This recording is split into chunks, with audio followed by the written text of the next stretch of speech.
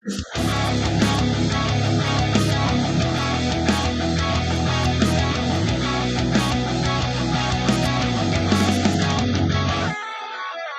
guys, another Channel Weird. I'm Clyde Lewis. Today we have two very special guests on the program. Uh, Film directors, film producers, independent film producers, and writers. Phillip and Tim Wade with us here. The Wade brothers. Oh, I know them. Wade brothers. 5 years ago, you went on my show Ground Zero, and you talked about a movie that you wanted to make, and it was going to be about Mount Adams. And now you have a movie out called Mount Adams, which is now on Prime, which is it definitely has some very original ideas in it. First of all, for those of you that don't know, Mount Adams has a legend behind it. Why don't you tell us the legend behind Mount Adams? Sure, yeah. There's a lot that goes into it. In fact, all the way to the Native Americans, they have, lots of, mythology and folklore surrounding the mountain. You pick something, pick a topic like Bigfoot, UFOs, aliens, spiritual enlightenment. It's there at Mount Adams. And that's something that we discovered a number of years ago. We were investigating the Yakima Lights, probably like 8-9 years ago, something like that. My brother Tim and I, and we were driving back through, from Eastern Washington back here, and we ended up stopping by Mount Adams because we're like, we got to check this out. We've heard stuff, and we went over to, swung by the Isetti Ranch, the Enlightened Contact. With extraterrestrial intelligence. Thank you. Yeah. And, from there, we actually spent the night up on a bridge out on the end of an old logging road. And we had a very unnerving encounter with something, or multiple things, whatever they were, kind of freaked us out. And, we got back, and, later on, we were working on movie concept ideas. And, like, dude, I could do that. But, yeah, I mean, the UFO phenomenon here in the United States, you could say originated at Mount Adams, right? With the Kenneth Arnold in 1947. He saw the train, say that, of UFOs flying from Rainier to Mount Adams. I remember correctly. Right. That's the right direction. That's exactly right. I wouldn't want them to get mad at me or anything. No. But that started the whole UFO phenomenon in the United States, and it originated at Mount Adams. So, yeah. Yeah, I think a lot of people don't realize that. We always focus on Roswell as the opening shot, but really, we go back to Maury Island. We can go back to Kenneth Arnold, and of course Mount Adams, and that whole area there in Washington has been a hotbed for UFO activity. And it's amazing that a lot of people, I don't think, know this. And so it's good to bring out that history. It really is. So who was the one that organized everything? Was it you, Tim, or was it you? We both kind of just sort of, jumbled it all up into a hat and sort of picked out different things we wanted to do. And just kind of went with it, I mean, there's a very, very tiny, shoestring budget, kind of, barely afford a McDonald's dollar menu kind of budget, And so, we just kind of like, well, if it has to get done, well, I guess we'll do it. I was watching in the credits that the special effects you guys did. Yes, I did. Yeah. You designed the aliens too. I did. Yeah. Tell us about that, because they were pretty advanced for a low shoestring budget movie, in my opinion. Oh, well, I've been dabbling in visual effects on and off for like 10 years. I mean, it started out when I was a kid, doing little movie projects and stuff. I mean, crazy enough, the aliens sort of are kind of dinosaur-like look, and that was actually taken from inspiration. One of the people that talked to Adams basically said that they think that the portal of Mount Adams could go back to a different time period in Earth's history, because they said that they supposedly saw a flying dinosaur fly over the landscape. So we're thinking, like, that's actually a pretty cool concept, except in the movie it takes place on a different planet. But so it's just another little thing, local thing the storyline. Yeah, it's like there's always that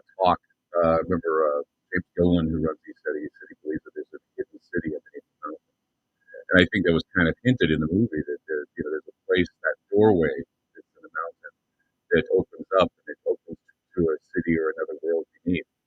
And uh, did you have to do a lot of research with some of the talk of the area in order to come up with your ideas, or did you just have a little bit and you just went from there? I mean, honestly, the inspiration that we got from talking to the locals, and especially James and his ranch, City Ranch, that was pretty much all the inspiration we needed. And it was just, yeah, pen and paper, and it went from there.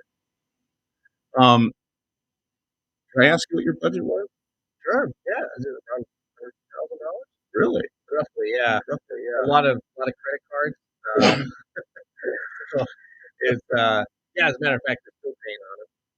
So fingers crossed, hopefully, So, but all that. you got the deal on time, and you're doing really well with this. So hopefully, it'll make you a lot of money. Yeah, it got into Walmart for a little while, so Yeah. we'll see what we get out of that. It was picked up by Echo Bridge Acquisitions, I believe, for DVD distribution, and a possible release in Canada as well on DVD. So were the locations pretty much? I mean, did you guys climb Mount Adams? I mean, it looked like you were going up the mountainside, or did you guys find an area and just kind of gave us the illusion you were climbing up the mountain? It is all an illusion. So there's, I actually built a CGI replica of Mount Adams based on height data from the whatever government place it was. And yeah, basically we went up to just outside of the mountain on a cliff edge, and basically got a really high resolution camera, shot as much detail as we possibly could. And then I took that and built a very accurate replica in post that we used for background plates, like aerial shots, like some of the drone stuff as well. And then the actual on the ground stuff that we filmed where they're actually on a mountain, that was actually like 30 minutes. It's about an hour outside of Salem. So it would be about 2 hours from here, on a little mountainside called Snow Peak. But yeah, nobody caught us because we didn't. Yeah, that's a good thing. It's good. Well, we did have some weird run-ins. Yeah. The area, the mountains, and near Lyons and Scio and all that. I'm pretty sure there's shady stuff that goes on, and so we had a couple people like wander into our filming camps at night and then like barrel out of there when they saw all of us. It was a better option because it's very hard to get filming permits to film on Mount Adams just because of all of the native land and the use of it's very scattered. Yeah. And for the record too, we actually did climb up most of Mount Adams as well for the documentary project, which you're in actually. Oh, really? Yeah, and we haven't released it yet. We had to get Mount Adams the movie done, and we have a draft of the documentary coming out as well, and it's out there. Well, I mean, like I say, I was watching and I was thinking that the whole concept of what you've done is very original, because I would have thought, you included a UFO or the UFO story, the portal story. You included these aliens that were very original. I mean, you could have gone the route of the Greys, but no, you were going the route of reptilian type of creatures, and they're amazing. They're and that's why I'm saying that. That's why I wanted to know your budget, because I was thinking, that kind of design is right up there with what you'd see in a regular Hollywood movie, really. Well, I really appreciate that. That's a very high compliment. That's what I was going for. We did actually. This was the second edition of the monsters. Yeah, we started with a chupacabra kind of monster. They're like super duper and then flimsy sort of dog creatures. Yeah, and then we went back and we're like, oh, let's try a second round here. And the funny thing is, we actually we shot the movie in 2016, and then every year we went back and we did reshoots and we added new scenes to the movie. We were working on this continual improvement of it. Trying to over a year to do the visual effects. So like even out in the forest and stuff, those aren't backplates. In the cabin scene, that's all CGI. So I built a replica of the cabin plus the entire surrounding. journey. I destroyed my computer just rendering out all of the visual effects. The other quite convincing and scary effect is that bug. Did you design that? I did, yep. That's the most terrifying looking. I mean, there could have been a whole scene of an invasion of those, and it would have been terrifying because that bug itself was. When I saw it, I'm like going, "This is." I mean, especially when it's crawling around and it's like it's the scariest thing you'll ever see. And that's the thing is that there's a lot of imagination behind these special effects, which really makes the film, worth watching. Just because you just see how did they do that? What did they do? And how did they have the budget to do that? That's what I kept thinking when I was watching it. A lot of people, the trailer stuff was released. A lot of people online basically are like calling it a studio project, and we have to keep going online and correcting people like, no, this is not a studio project. I did all the visual effects, sound design, all that stuff just happened in our basement over the course of a couple of years. I think we pulled it off fairly well to some degree. At least people actually think that there is a real studio with a real budget and stuff behind it. So, proud of that. You did a lot of drone shoots too, didn't you? Quite a few, yeah. We love drone shots. So the drone shots were added 3 years after we initially filmed. And there's some crazy aspects behind that because the year that we were doing those, there was tons of smoke. The whole valley where we were shooting was completely smoked out. And I remember I got a call from Adam and Ian, the two drone guys. They were very gracious, by the way, came out from Seattle. The drone's like this big, by the way. We actually put our movie camera on it, which is about this long. And it was a big project, but they were very generous on that.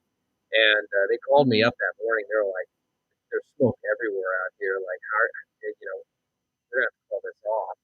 And I was like, we came all this way. Like, let's do it. Let's make this happen anyway. And we're like, okay, And so we drove out there. We got everything set up, and it's crazy. But as soon as we got ready to film, the wind shifted, and I took my staff and I yelled it. Yeah. And all of it just went away. 3 commandments. I command thee to part. And the smoke parted. Yeah. And we were able to get our shots. And then later that evening, it all came back. It was like the weirdest coincidence ever. But that was our only shot. I mean, we took the chance because we knew that was the only time we could actually get the drone to do that. And I think it helped. I mean, do you feel that it helped in the story to kind of show? Well, yeah, I thought it was very what's the word, anticipatory in a way. I was there was like a caravan going up the mountain, and I'm thinking it's very anticipatory because you're like watching it. It's like you're a part of it. You're like part of the.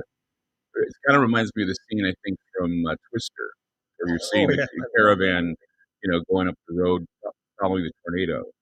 That's what it reminded me of. I was saying, and I thought, yeah, it's kind of like Twister. They're determined and they're heading out there, and it's really cool. So there's an interesting aspect to that too. When you see the caravan, you've got there's like a Camry at the front, and there's a Toyota 4Runner, and that 4Runner I wrecked during the middle of filming. I fell asleep at the wheel at 2:00 in the morning when we were shooting, and rolled it. And I thought I was gonna die, but that thing was toast, and we actually got it. My dad helped me get it fixed and up and running for the drone shots. So in those drone shots, that was 2 or 3 years later, with the 4Runner repaired and back in working condition again. Wow! So he called me early that morning, and I was in the production trailer with my younger brother Matthew, who's also plays Thomas in the movie. Mm-hmm. And yeah, I was on the phone, and I don't know if he was like still like, I just pictured him being upside down, Well, I was, yeah. And he's like, "Hey, buddy, I got like 1%.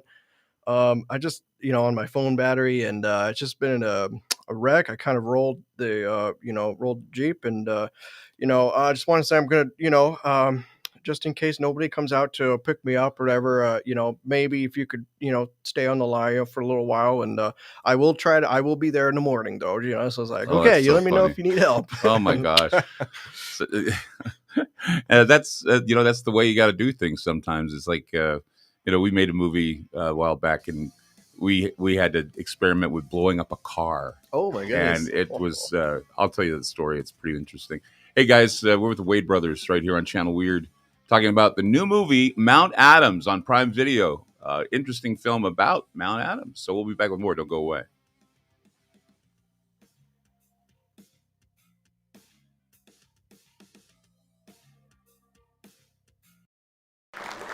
Thank you all so much for being with us today. Now, I'm sure you all are wondering where our next research expedition is going to be. Aliens, strange lights, people completely vanishing, monsters. This, ladies and gentlemen, is Mount Adams. There's lots of UFOs and lights. It's what comes out of the red lights. Monsters or aliens or something. They come out and they steal livestock, sometimes people.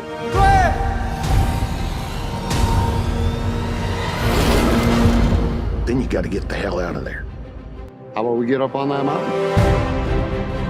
No, it's not safe. Look, you don't have to go. Nobody's forced. Hey, look down there. I don't know if you believe in all this, but it sure as hell is real. Willie, this is Glenn. Can you hear me? We can't find Bill. It just so happens that there are real monsters and aliens out to kill us. You need to come see this.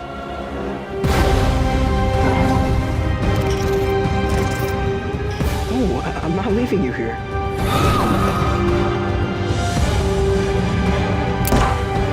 Thomas, give me another shell now!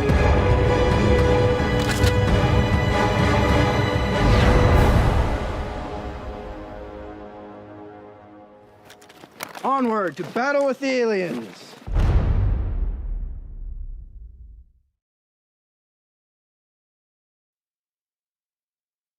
It's a well-known fact that controversial talk show hosts have recently been censored and even banned on the internet by corporate and political interests. Hey guys, it's Clyde Lewis from Ground Zero. And in order to counter the suppression of information, we've decided to create our own private digital playground called Aftermath. It's an exclusive online multimedia library featuring a social media platform, videos, audio clips, archive shows, research groups, documents, and a news aggregator. In addition, we're hosting other Ground Zero friendly podcasts like Conspirafact with Wes and Bill, Into the Microcosm with Jimmy Jean, Para-Awareness with Mr. Gates and Isaac Weishaupt, Opposing Perspective with James Ponder, The Infinite Fringe with Billy Ray Valentine, and several more shows. Mobile apps for Android and Apple are available too. The monthly subscription for Aftermath is only $10 a month. And don't forget to check out the yearly specials, including the Friends and Family Pass with one main account and 3 sub-accounts. Sign up now by going to aftermath.media. Again, that's aftermath.media. AncientLifeOil.com. That's AncientLifeOil.com. Are you stressed? I mean, who isn't? Anxiety creeping in? No, not that. Is sleep hard to attain because your brain just won't slow down? We're living in crazy times, and the fear knob has been turned up. Okay, there's an answer. Take a big breath, exhale, and go log on to AncientLifeOil.com. CBD, broad and full spectrum, organic and non-GMO CBD for you to enjoy. Change your tune from fear to calm, from brain overload to clear thinking. 0.003 THC on full spectrum and 0% THC on broad spectrum. Competitive pricing with the best quality. Also know everything is going to get better. No worries, be happy. CBD can help calm so your nerves don't think they're a 6-string electric guitar. Enjoy life, smile, and log on to AncientLifeOil.com for great CBD. That's AncientLifeOil.com. You'll be glad you did.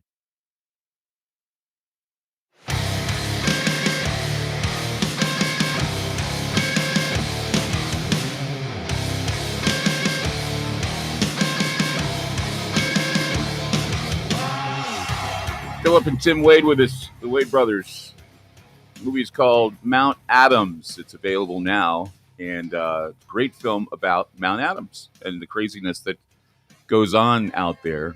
And when did the inspiration start? You said it was 5 years ago. So what what's spawned the idea? I know that you've been out there. I've been out there too, out in that area. Did you put pen to paper when you were there, when you visited, and thought this would make a great movie, or what? How does this inspiration start? Well, there's it went. We didn't actually come up with the idea for the movie when we first went there. It kind of sat around dormant for a few years while we worked on another project called Manifest. Okay. And once we got done with that, that's when we were wondering, like, what do we do next? And we actually went to Snow Peak. Tim and I went out there, hiked up to it's another little mountain here in Oregon, and we just hung out there for a couple of days, just chilling. And we were sitting up there, and we're like, so what do we do?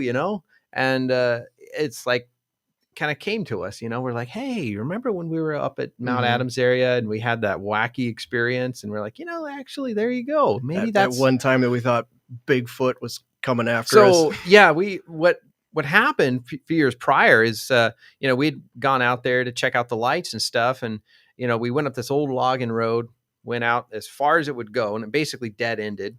And then we just hiked straight through the, woods, and we wound up, kind of getting into this clearing on this plateau, and we're like, hey, good view, we can see the night sky and that kind of thing. And there's a little, I don't know how to describe it exactly, but like a structure. Somebody had like taken some logs and put it together and had this little structure. And so we kind of hunkered down in there and waited for the night.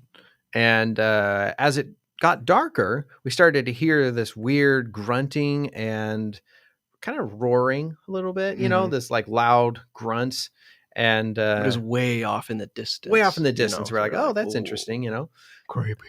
And then as the night went on, we started to hear it closer and closer. Right. And then here's the weird part: it started happening behind us, in front of us, to the sides, all at the same time. So there's like surround sound. Maybe the structure you were in was a Bigfoot structure. Have you ever thought of that? Who knows? Well, because I know that when you go through the mountains like in Ostrander and places like Kelso and Longview, the whole area there, you see these structures and you don't know what they are, and they say that they could be Bigfoot structures. And if they are, you guys are probably staying in one of their structures. They're all going, "Who are these idiots that are in our right?" structure?" They're going to attack you. But so, I mean, and that's the thing, is that I've always heard that, in a Bigfoot encounter, you hear, it's almost like the growls are surrounding you. And it's like, it's like they're either coming down from here or from the sides. I mean, is that what you're experiencing? That is exactly what we're experiencing. Yeah, 5.1 surround sound. Yeah. There's also, just branches just crashing and intentionally breaking all around us too. That was kind of the weird part, right? Because a lot of wild animals don't go around just like knocking over trees intentionally. We got the feeling, I mean, correct me if I'm wrong, but we got the feeling that we weren't supposed to be there, that something was trying to tell us to get out. Yeah, I mean, we were just hanging out there, like, we brought a ton of snacks. This went on for like an hour. Snickers bars, and I think they wanted our candy. Yeah. Well, I mean, I don't know if you know this, but when the Skookum Bigfoot cast was made, they attracted Bigfoot with candy and with fruit cocktail. Oh. So they put fruit cocktail out for Bigfoot, and he came in, he laid in the mud, and he ate it. And that's why they call it Skookum cast, because they got the butt and back of Bigfoot. It's like, instead of the big foot, they got the big butt, pretty much. And that's how they got it. But so this was not in Mount Adams where you had this sort of Bigfoot encounter, Snow Peak. Oh no, this was right outside of Mount Adams. Yeah. Oh, yeah. okay. Yeah, this was on an old logging road. I think it was off of Little Mountain Road. So Little Mountain Road is where you get to the Isetti Ranch, and we had no idea what we were doing there. This is our first time, and we just wandered down random roads, and I think we were on that road for a while, and then we ended up veering off on some dirt road, and we just followed that for a while, and then we went off on another road, and eventually we just wound up. If you pull out a map, I probably couldn't put it on a map right now because it's been like 8-9 years. Oh, yeah. But I remember the location, and just what we experienced that night burned, etched in our memory. So just parked the car and just, got into nowhere, and then just walked off into the woods. I had my Bigfoot experience over there too. Yeah. And it was at Isetti, and it was an accidental thing. It's like, see some guy standing there that looks like a muscular wrestler type guy, but it turns out the face looked different. And I'm thinking, oh my God, it's Bigfoot. and I didn't have time to snap a picture or anything because it just happened so fast. And that's the thing, is that you don't plan things like that. You just say, "Oh, I'm not expecting it," and then when you see it, you're like, "Oh my God, what did I see?" So Yeah, that's what I mean. It's definitely something that, I know a lot of people will laugh at. But in fact, I always tell people my least favorite thing to talk about is Bigfoot because of that reason, because people don't want to believe there's something out there that's in the mountains that could be like a mountain ape or something. Do you believe that it's like something like that, or do you believe it's supernatural? It's really hard to I have no idea what to actually think about. Like, we've been to Bigfoot conferences and like the whole thing, with the documentary, just talking with Bigfoot people all the time. There's a whole lot of theories, and apparently everybody's right. So I don't, maybe they're all right. Maybe Yeah. there's space foots and mountain foots and Well, who knows? The intriguing part about Bigfoot is that, you can find it in almost every like culture out there, going back thousands of years in some cases. And the Native Americans talk about it. When we were around Mount Adams, we got in touch with a few, and there was, it's there. The stories are there, and really makes you wonder that, okay, so if the Native Americans going back thousands of years had encounters or claimed to have encounters with these creatures, then, where did that come from? That doesn't prove Bigfoot's real, but it certainly makes you wonder, like, well, how did these stories originate? Right. Yeah, it's interesting because they have different names for it, and there are different versions of it all over the world. Literally, Mhm. I've been hearing stories out of Russia now. The Bigfoot's in Russia, or Bigfoot, and there's even more stories about skinwalkers now too. Oh yeah. Which is another amazing thing. The Mount Adams movie too. One of the things I thought was interesting about, like we were talking about the bug, it reminded me of how apparently there's, from what I understand, there are like what they're called fairies that are in the fields, and they're big winged creatures. And I was just wondering if you were inspired to make that bug because of the whole idea of the fairies that were in the fields there. Ding, ding, ding. You are correct. Oh, good. Okay, so tell us about that. Well, yeah. When you go out to the fields and stuff, they're like, oh, look at these fairies and stuff. And of course, I think James, or like different people have like sketches and stuff. And I was thinking, like, it'd be kind of cool. Like, let's ground this in reality here. Let's just make this a big scary bug, which stings you, and then you end up with giant zits on your on your leg, which don't kill you or turn you into a zombie or anything cool. They just Right. just look gross. Right. Which reminds me, who's a fan of Dr. Pimple Popper? Other family members. Growing up, they love watching. So there's always medical shows on, playing, and it's just like. I certainly found it incredibly gross, but apparently I was the lucky guy because I got to play in the scene where I got to cut it open and stuff. Yeah, this the girl gets stung and it makes this huge zit or whatever it was on her leg, and I was just watching that going, this reminds me of Dr. Pimple Popper, because he was just like pushing all that goop, looked like pudding or whatever coming out of the leg, and I'm like going, ugh. I think it was mayonnaise. Yeah. Oh, was it? Yeah, mayonnaise and some fake blood. Yeah, like tomato juice or like Yeah. for the blood, because it's like it's supposed to like mix and be a little bit watery. And then the makeup artist, Cameron Gates, shout out to him, he's in Portland as well, basically took a condom, stuffed mayonnaise inside it, and then like rolled it up into a ball, and then tied that and put that on the leg and covered the surrounding area with makeup. Yeah, I think he used one of those, was it silicone like skin overlays, to create that, cover it up. And then, Tim used an actual knife to cut that open. And and we only had one opportunity to get that shot. Once we busted that open, that was it. So it was a little bit of pressure on the camera guy, I guess me, to make sure to get make sure it's in focus. Well. Yeah. But that was our biggest challenge. We didn't really have a focus puller on set. Right. So a lot of the times, I personally shot a little more than half the movie. So I was running the focus and trying to film at the same time. And so it was this constant battle of trying to keep things in focus and get the angles and shots and follow the action and everything else at the same time. Casting. Let's talk about casting. I mean, I know you guys are in it. We see you.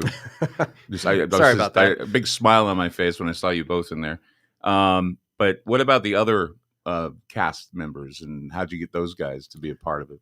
That was through IMDb. It has it's a pretty good little. Basically, you put out a casting call, and then you see who applies for the role and stuff like that, and then you just kind of go through. And we did interviews and stuff. So that's how we got Emily Sweet and Alessandra, Greg James, Elise. Those are Portland actors. So I think it's a fairly nice mix. Yeah. Okay. Well, I mean, because I was thinking to myself, a lot of the cast members were perfect for their roles, and it just seemed like they were fresh faced, different. We're not used to seeing those types of people, but they were definitely. I mean, it was almost like, they weren't actors. They did it so naturally that it appeared that you could actually believe these characters. That's what I liked about the film. You could actually believe that this person was this person or that person was that person, and. I'm just laughing at the one scene. I don't want to give it away because it's a spoiler, but that one scene where, I can't tell you. No, it's okay. Go for it. Really? Yeah, it's all cool. The scene where you think she's dead. Oh yeah. Who thought of that? So we went back and forth on that scene because originally she died. And then later on, shortly before filming, we were like, we need to make a plot twist. So actually she survives. So we were kind of going back and forth on it's that. Like, I'm not dead yet. Yeah. That's what I was thinking when I was watching. I was laughing. I'm not dead. I got better. I'm fine now. And the dude in that scene is my brother Matthew. So all of us brothers are in it. There's 6 of us bros. And we're all in the movie in different places. Wow. Yeah, it's an amazing, fun film. Mount Adams, you need to see this movie. It's local, it's independent, and done on a shoestring budget, but you'd never guess it because the CGI effects are amazing in it. With the Wade brothers right here on Ground Zero. Oh, sorry, Channel Weird, Ground Zero. We'll be right back. Don't go away.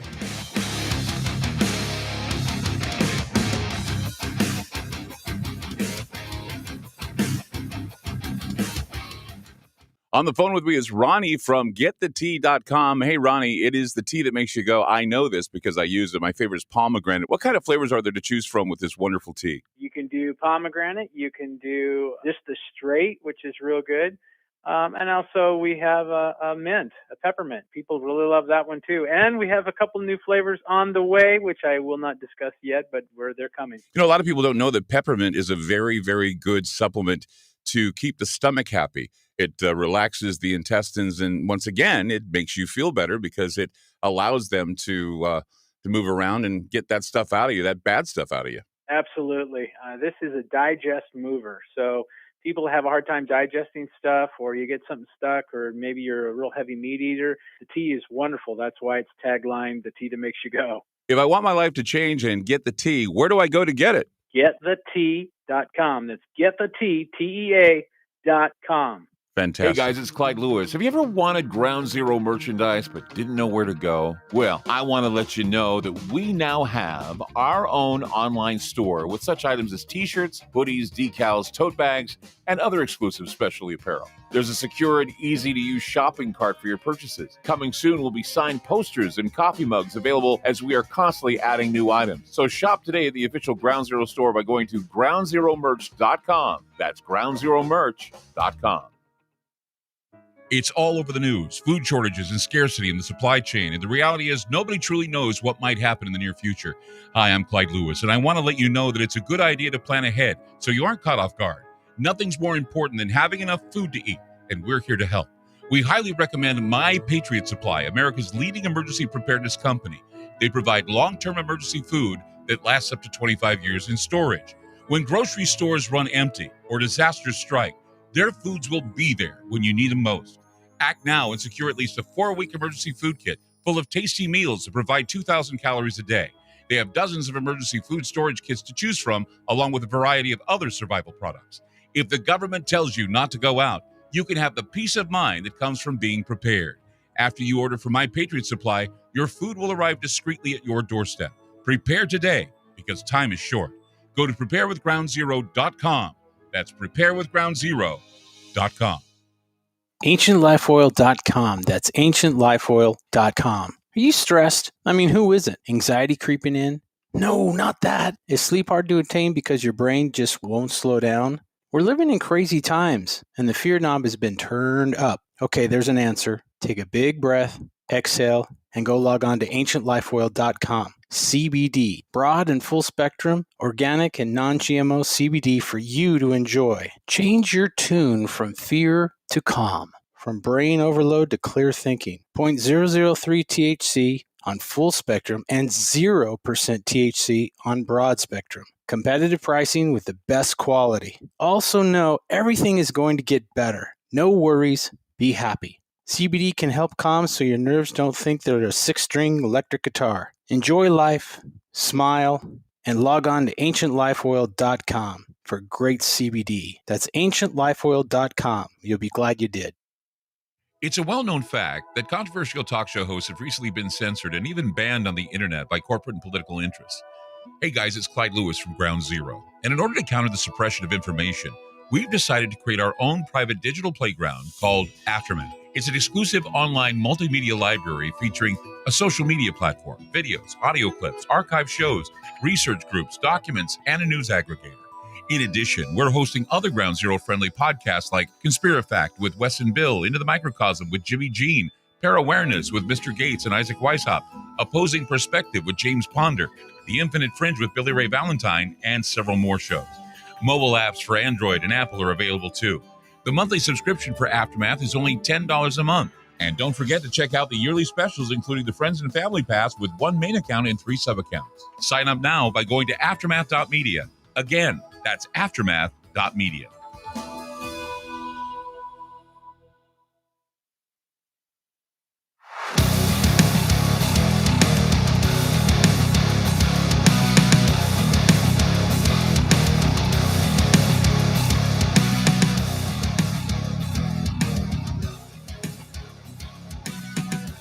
We're with the Wade brothers.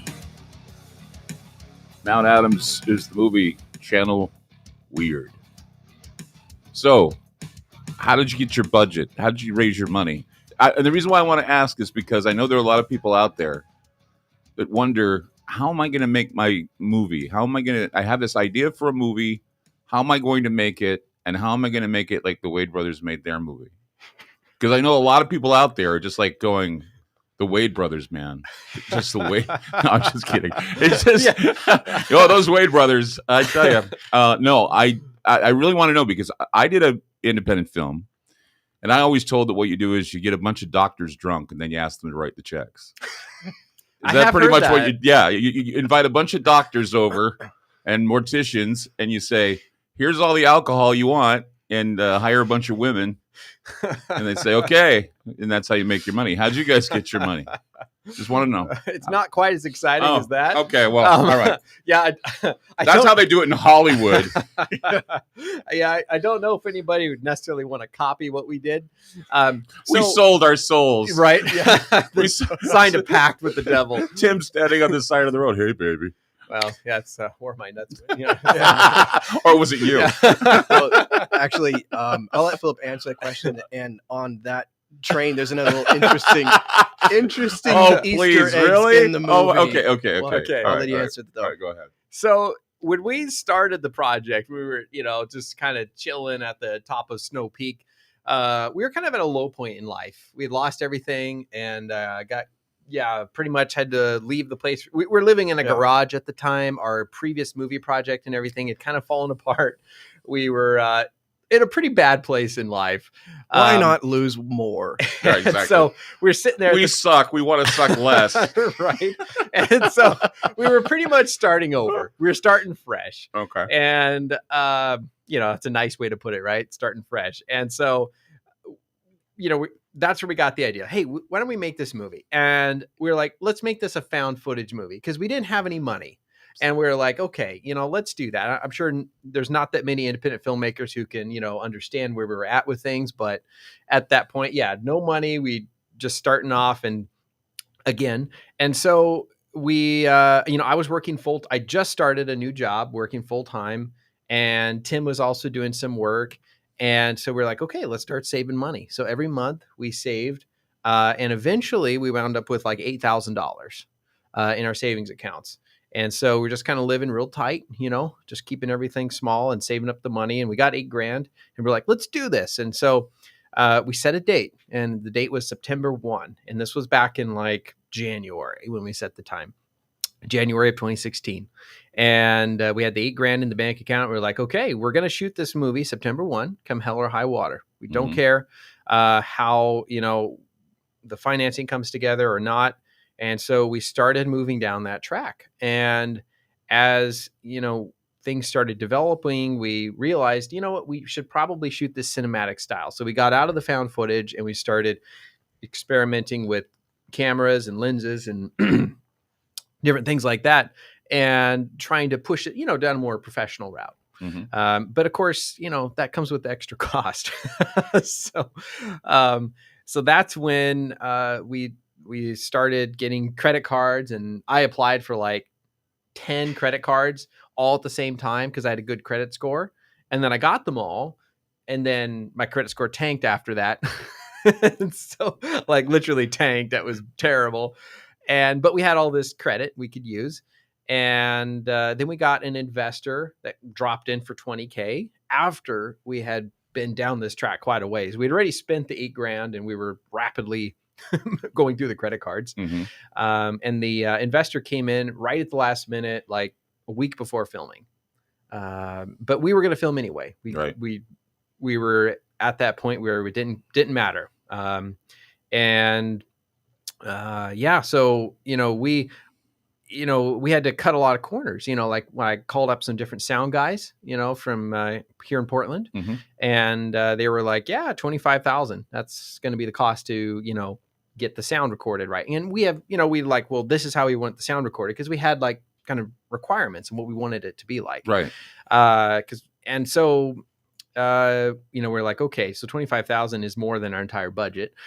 So how do we get decent sound? So we ended up buying all the sound equipment that we wanted. We picked exactly what we wanted. We bought it on credit cards. And then we hired a guy to run the sound. He did a great job. He's a guy from a band, Ronan. And he basically ran all the equipment, and we had the right equipment selected.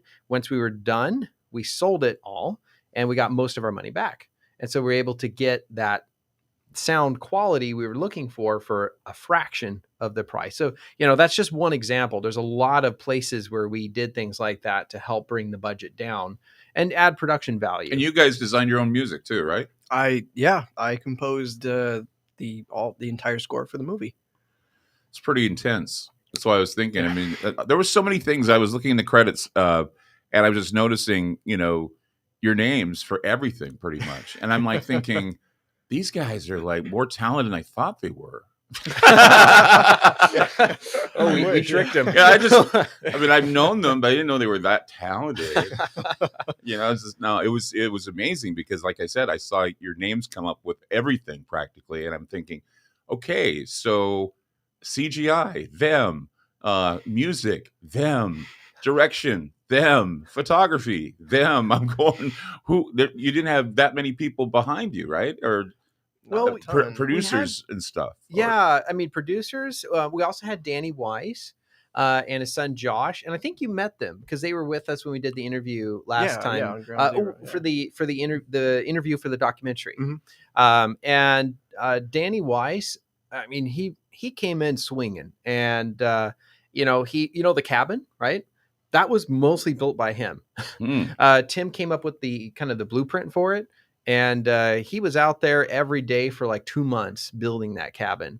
And it took a lot. I was working full time. Actually, I was working 2 jobs, one full time, one part time. And I would go out there after work and help him out as best I could. Right. He made that happen. And then he also helped get us distribution. And, he's been a huge part of the production, and we're continuing to work with him on the next project as well. So between that, but a lot of the other aspects we were kind of spearheading it, and then we had people behind us that were helping with sound and camera work and different things, because I'm in the movie in a lot of places, so I couldn't film everything. Exactly. So Jordan Roach was a cinematographer, just graduated from PC. I think it was Portland Community College. Yeah. I think there needs to be a sequel, Blake Returns, with Barb. Oh, I got to tell you a funny story about that, by the way. We're going to take a break. And then, tell me the funny story, because, the character Blake goes somewhere. I can't tell you where. It's like, I love to give spoilers in movies, and I shouldn't do that. But, it's like it's like you're going to the Upside Down, and I'm waiting for you to bring back Barb. It was funny. Anyway, we'll be back with the Wade brothers right here. It's Mount Adams, the movie. You got to get it. It's on Prime and Walmart. You can get it at Walmart, too, from what I understand. So we'll be right back with more. Don't go away.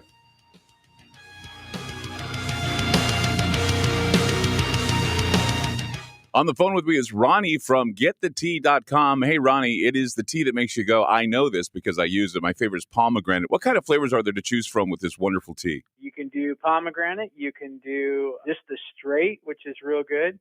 And also we have a mint, a peppermint. People really love that one too. And we have a couple new flavors on the way, which I will not discuss yet, but they're coming. A lot of people don't know that peppermint is a very, very good supplement to keep the stomach happy. It relaxes the intestines, and once again, it makes you feel better because it allows them to move around and get that stuff out of you, that bad stuff out of you. Absolutely. This is a digest mover. So people have a hard time digesting stuff, or you get something stuck, or maybe you're a real heavy meat eater. The tea is wonderful. That's why it's taglined, the tea that makes you go. If I want my life to change and get the tea, where do I go to get it? GetTheTea.com. That's GetTheTea, TEA.com. Fantastic. Hey guys, it's Clyde Lewis. Have you ever wanted Ground Zero merchandise but didn't know where to go? Well, I want to let you know that we now have our own online store with such items as t-shirts, hoodies, decals, tote bags, and other exclusive specialty apparel. There's a secure and easy-to-use shopping cart for your purchases. Coming soon will be signed posters and coffee mugs available as we are constantly adding new items. So shop today at the official Ground Zero store by going to groundzeromerch.com. That's groundzeromerch.com.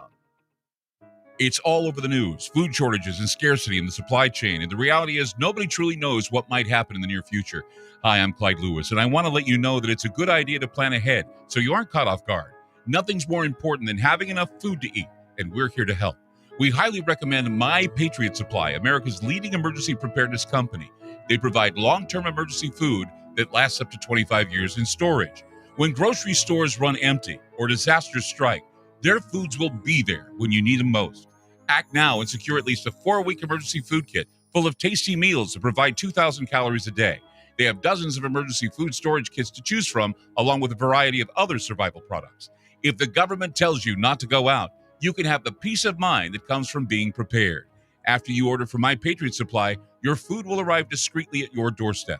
Prepare today, because time is short. Go to preparewithgroundzero.com. That's preparewithgroundzero.com. AncientLifeOil.com. That's AncientLifeOil.com. Are you stressed? I mean, who isn't? Anxiety creeping in? No, not that. Is sleep hard to attain because your brain just won't slow down?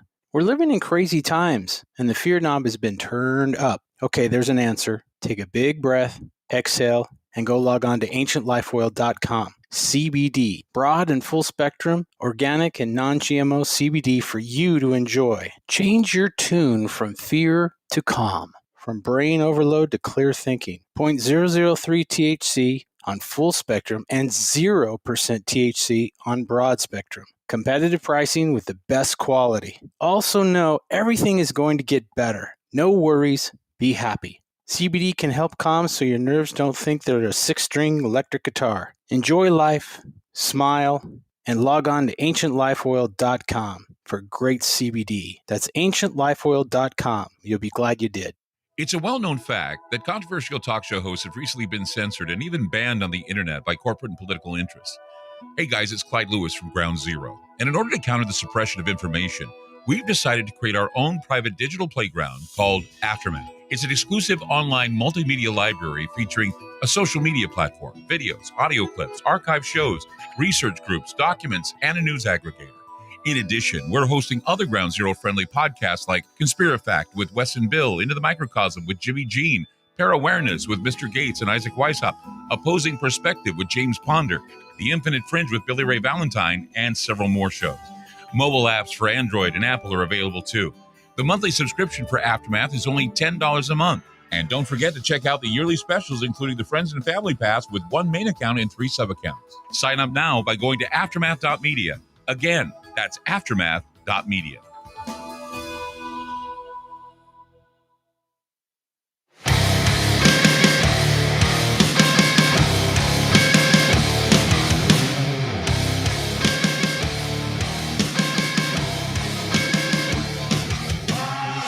Channel Weird with the Wade Brothers.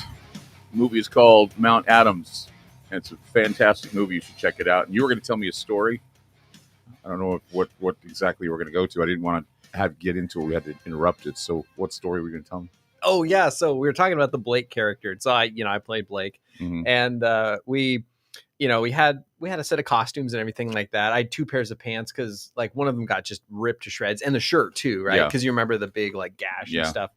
And the funny thing is, 3 years after we finished filming, Tim and I were talking, and we were like, you know what? There's some scenes that need to be added here. Yeah. And because every year we pretty much went back and added new scenes. And so 3 years after we finished filming, I dug around in the closet and I was able to find that old costume.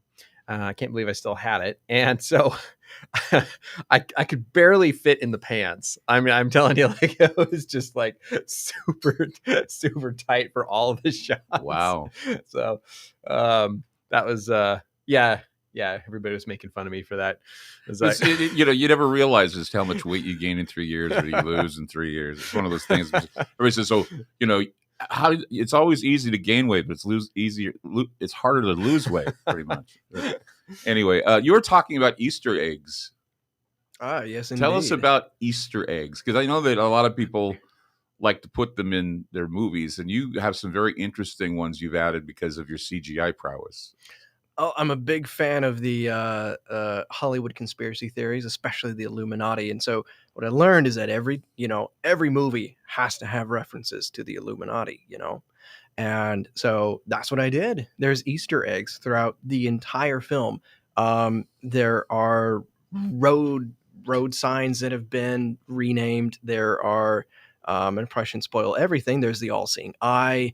Home addresses have been changed with like 6615, which is one of their special codes. Checkerboard patterns, like you name it, it's in there. There's even one frame in the entire movie where there's an actual I think it's like the oldest drawing of Satan with like the goat horns and stuff like that. So I put that in one single frame, and I can't give away which frame it is, but it's actually in the movie. And so I was like, that's, it's like, okay. So if we ever go big time and conspiracy theorists later look up the film and they watch through it, they're going to be like, oh, look at that. Look at that. Look at that. They made it big because they're a part of the Illuminati. Yeah. That's funny. You were also saying, and this reminds me of when I was in school, we used to do musicals, and the guys that would draw the back sceneries would add little indications, like, we did the Music Man once, and they had the whole scene of the backdrop of the place where the Music Man happens. Somebody put a lit cigar, they draw a lit cigar or a banana or something just to indicate that they're there. And you said you put a Thomas the Tank Engine in the movie. I did. There's a drone shot of Portland. I think it's in the first 5 minutes. And if you look at the very bottom corner, there's a CGI blue train with 2 orange coaches that's just strolling through Portland area. That's pretty funny. Anything else you added that if we looked, we'd find it? Gosh, there's so many in there that I can't. I think that Thomas the Tank is the biggest one. There's also a billboard of Phillip's wife, Jordan, who's an author. So I put her headshot in the background there. I think that's like one of the biggest ones I can think of. Yeah, Thomas the Tank. That took the most time because it's a CGI model of Thomas and all that stuff. If you have any surplus money, do you think that you're going to go back and make a sequel? Because I think it's open for a sequel. It really is. I mean, I know it wasn't obvious. Okay, that's the thing. it's not obvious for a sequel, but there's certainly some things that I'm sure we'd like to know about Blake. We'd like to know about other things. What do you think? You know what? Honestly, if there's enough money involved, I would be very open to it. The script would not be written by Phil or I this time around. It'd be written by Jordan, his wife, who's a fantastic author. Like that's her specialty. But funny enough, actually, our next movie, Life Cycle 63, takes place on a dry desert alien planet, very similar to what you see in Mount Adams. So we're actually considering putting it in the same like universe, and this is way in the future. And we can't give away too much, but a group of what is it, scientists. Basically a team on a they crash land on this planet, and they have to fix their ship and survive the aliens and different things long enough to get off. This is like a couple hundred years from now, but we're going to put the alien bug on that planet, so like what you see in the opening of the film. Oh my gosh. Yeah. So in a way, it's kind of going to be a sequel, but a couple hundred years in the future. We're probably going to plant some kind of Easter egg about Blake on the put planet. A skeleton or something. I just think that, your imagination with these horrible creatures, I think should be made into a horror film. Because I was thinking, I sat through the whole thing marveling at the dinosaurs, the alien dinosaurs, the reptilian. I thought that's original. I really did. I sat there and I thought, those are the aliens. That's original, and the reason why it's original is because they were like lizards. They weren't grays or anything. They're just lizards, and I'm thinking that's pretty original. That's kind of what I was going for. I didn't want to, do the same old, that we've seen before. And also kind of thought it was cool. It's like the aliens that fly in the spaceships aren't the threat. It's the creatures that live on the planet with the aliens. It's like that they let in. Threat. They left the door open, and the dogs ran out. So we kind of like that idea, and we love creature horror flicks. And obviously this Mount Adams didn't end up being a horror flick, but I mean it could have made a fantastic going down the horror direction, which we almost did, but because family movies sell more, we decided to keep it PG-13. Did you get a rating? Nope. It didn't. After all that work, it's listed as unrated, like not rated on the DVD and everything. So it's like, darn. Yeah, it's weird because it's hard to get a film sold if you haven't got a rating. I know, yeah, but they thought it was best because since it's in the creature like genre, people are more apt to buying it if it appears like there's more gore and violence and stuff like that. So. Well, and also too, theaters are shut down. We didn't, we were originally hoping to go on a small theatrical release, but that didn't happen. And the rating system is closely tied to that as well. So the MPAA, I believe. Yeah. So that's okay. We've had to adapt. We had to completely change our marketing plan when COVID hit. We actually had theaters reserved and things like that, and it just killed everything. We had to start over. Again. So during that 3 years, did you had to halt any kind of production because of COVID? No, we moved forward on, Tim just continuing to do editing. And there's no COVID in my basement. Yeah. So we just, mostly Tim spent the time working on the music. Music and wrapping up color grading and sound design and all that and doing the trailer stuff. So it worked out very well. It's like long hours or just to do it a little at a time. I mean, my record for this project was I was awake for 63 hours straight. Wow. That's editing, music, and design. That's when we were actually working on a promo video at the very tail end. So we got a call from a distribution company. They're like, okay, yeah, great. We want all the assets by this date for the movie. So we're like, okay, great. So we had to basically wrap everything up on the movie as quickly as we could, and we still had like at least a couple weeks worth of work to do, and we had the subtitles, all that stuff that goes into getting a film out there, and we all stayed up together and like just cranked it out. The subtitles were a pain in the rear. Oh yeah, to do those because we hired a company out of Canada to run them for us, and we got it back and we started reading the titles, and they like added like F-bombs and stuff, and we're like randomly. We're like, what? This is not even in the movie.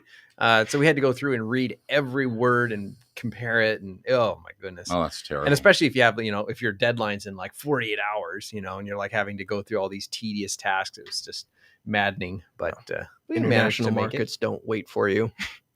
If you had to do it all over again, would you? Yeah. I would do it a lot differently. Yeah, there'd be a lot of changes. I mean, hopefully we've learned something in the last 5 years of production. Well, that's great. Because I mean, I remember when we did Nightfall. I wanted to do it again.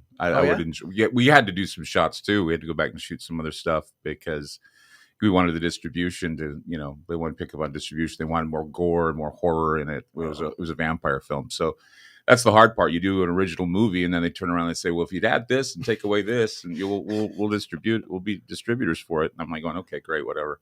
But yeah, that's the hard part is when you do something and they want you to change a lot of stuff. And it's like, do I really have to, where can we pick it up online? Oh yeah, just go to our Facebook page. Just search up Mount Adams on Facebook or go to Amazon. You can also get it on Vudu. And some Walmarts still have a few DVDs left. Most of them are out right now. But yeah, best place I think is Amazon to pick it up there. It's streaming. Thank you both for being on Channel Weird. We really appreciate it. Thank you. Thank you. The Wade brothers with us. Thank you so much, and we'll see you next week.